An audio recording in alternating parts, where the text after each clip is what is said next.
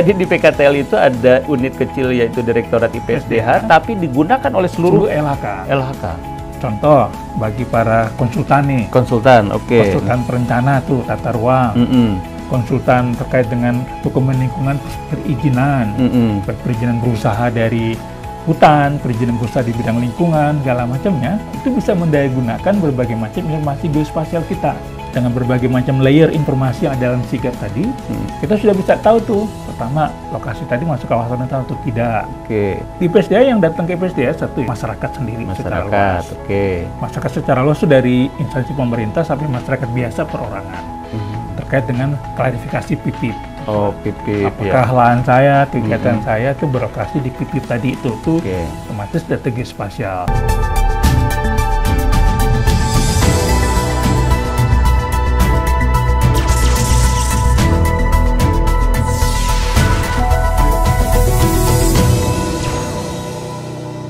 Oke Sobat Plano, hari ini saya sudah dengan Bapak Direktur IPSDH, ya Bapak Erik Teguh Priamantoro.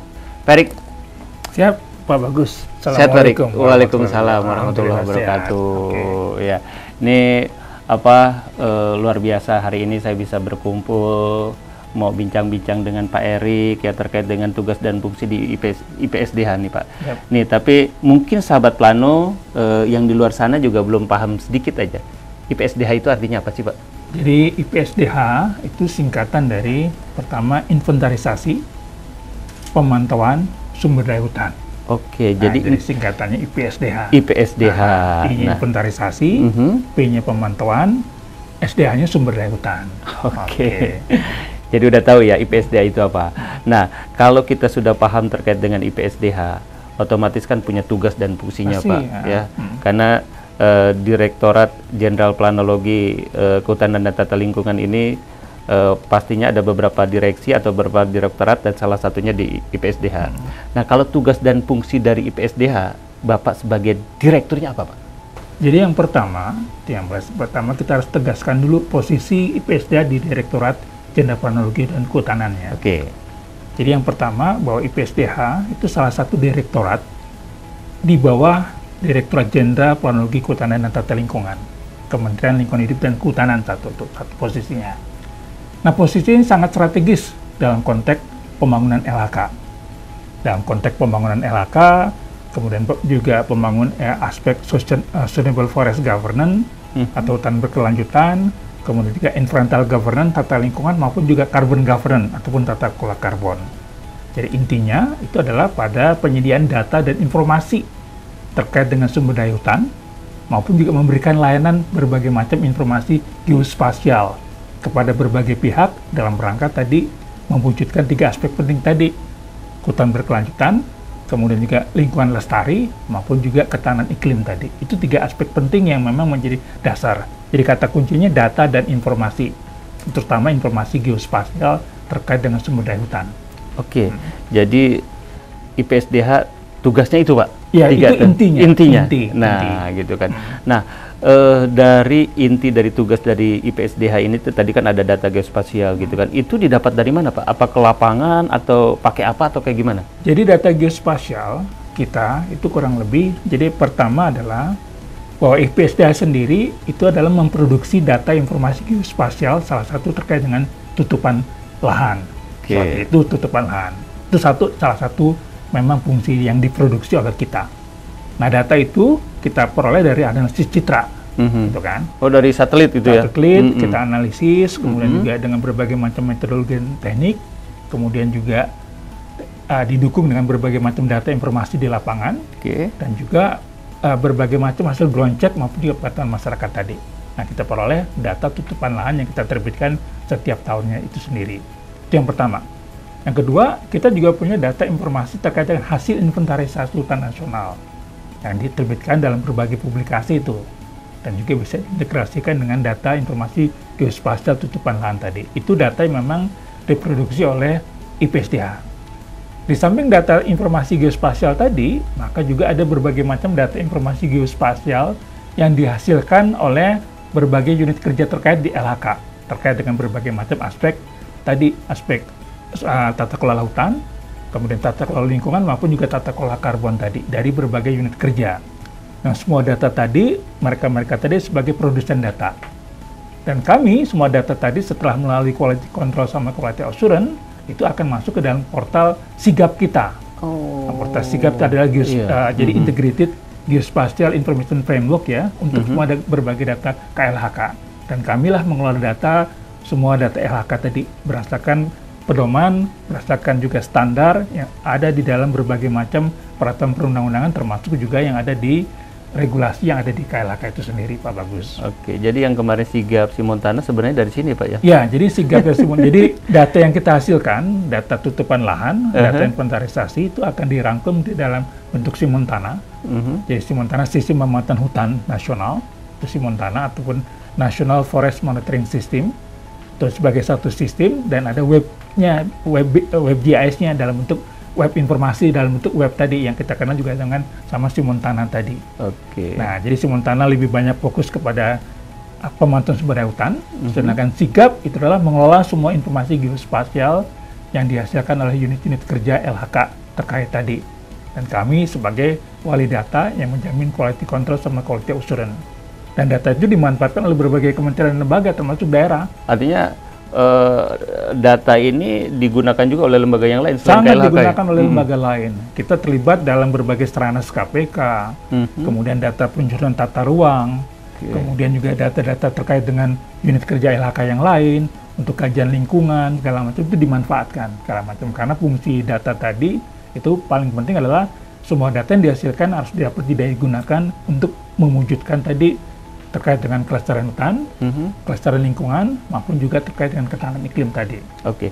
Nah, untuk mendapatkan data-data ini, tadi data penutupan geospasial dan itu menggunakan alat atau kita terjun ke lapangan tim Bapak atau seperti apa? Jadi tadi yang penting tadi satu kan produsen data itu ada di berbagai unit kerja kementerian. Nah, kalau kami di IPSDH sebagai contoh itu ada data terkait dengan tutupan lahan. Dan juga data hasil inventarisasi hutan tadi. Nah, tutupan lahan kita peroleh yang pertama dari hasil analisis citra Landsat ya, jadi menggunakan data satelit itu.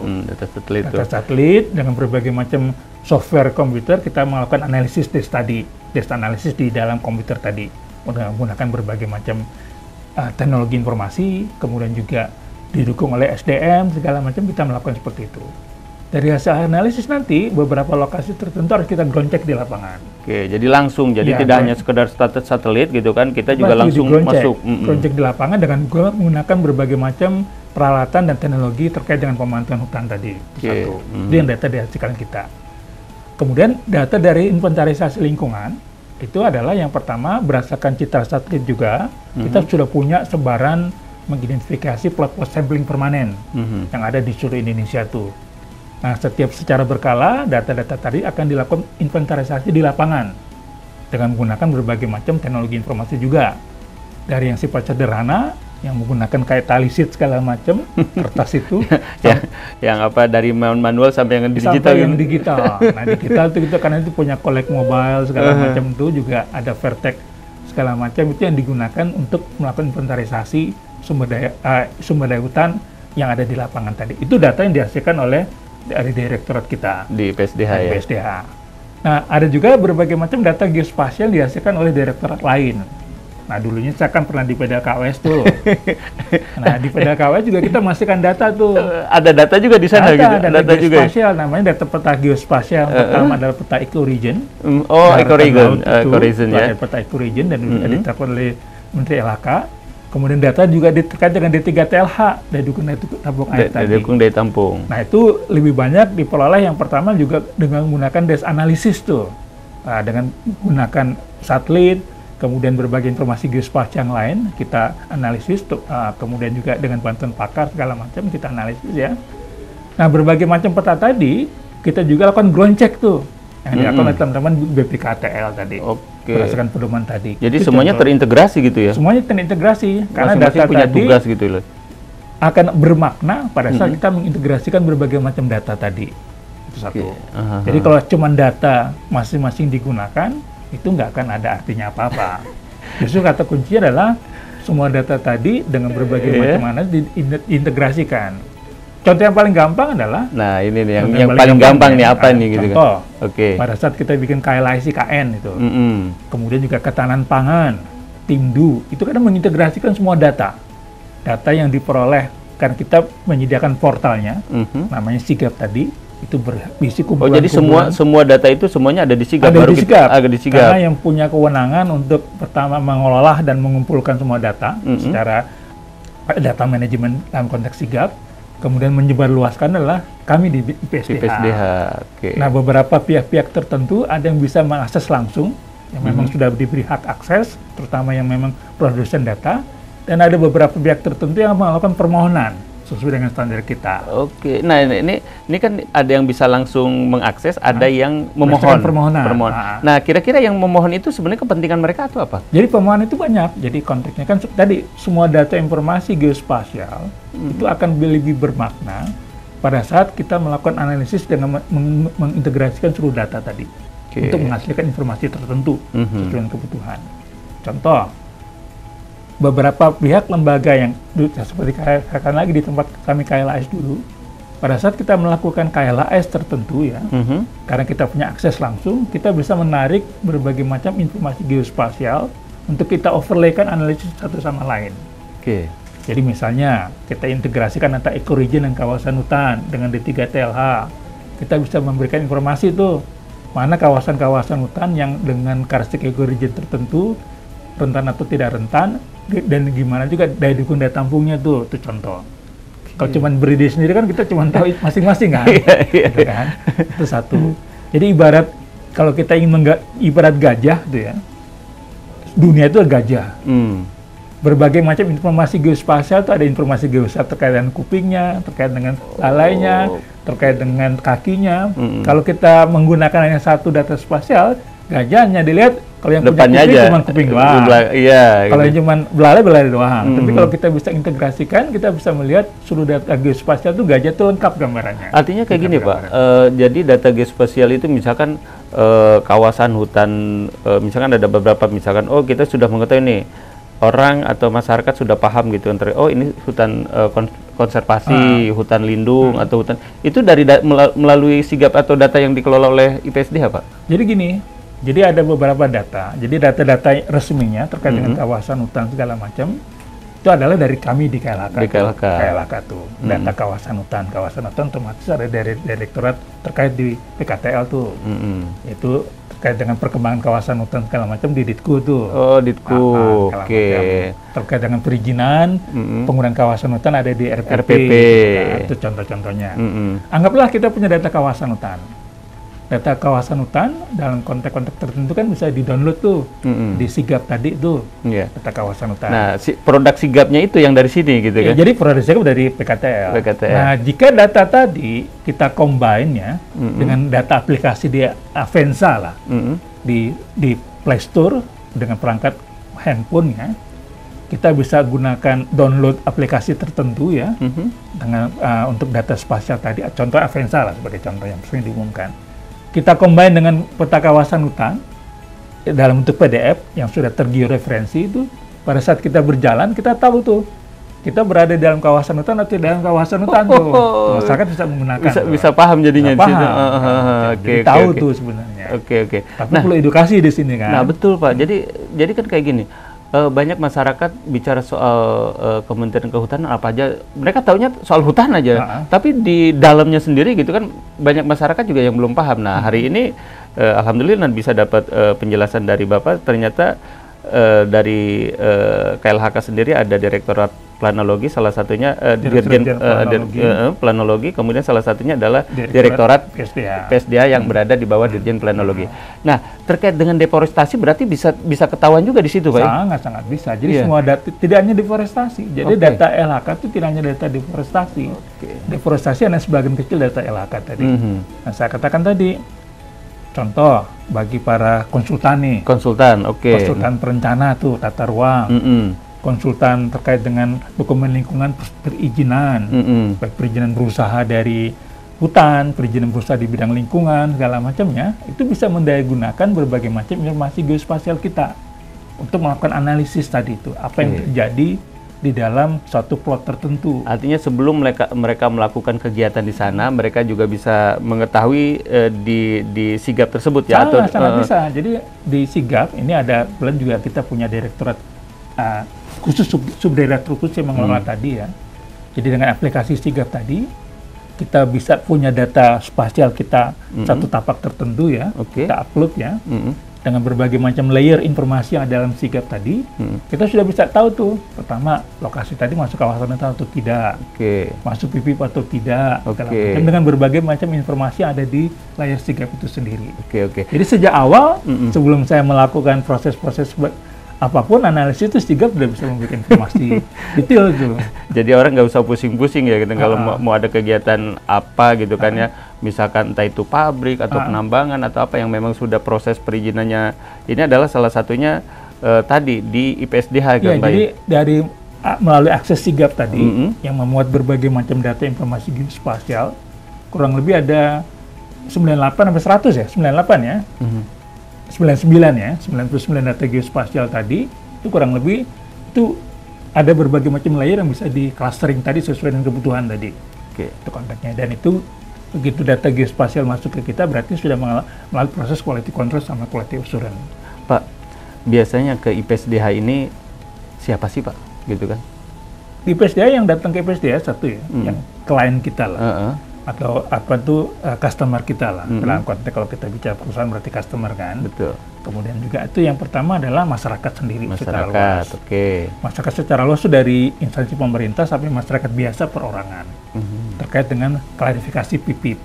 PIPIP. Apakah lahan saya, kegiatan saya itu berlokasi di PIPIP tadi itu otomatis data geospasial.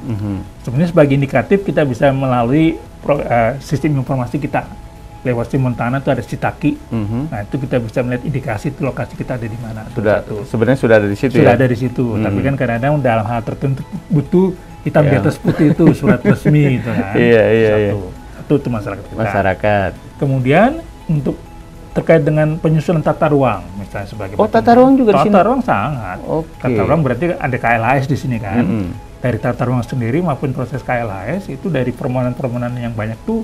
Banyak sekali berbagai macam permohonan dari unit-unit tata ruang, baik di pusat maupun daerah, yang memohon informasi geospasial ke LHK dalam proses penyusunan tata ruang tadi itu.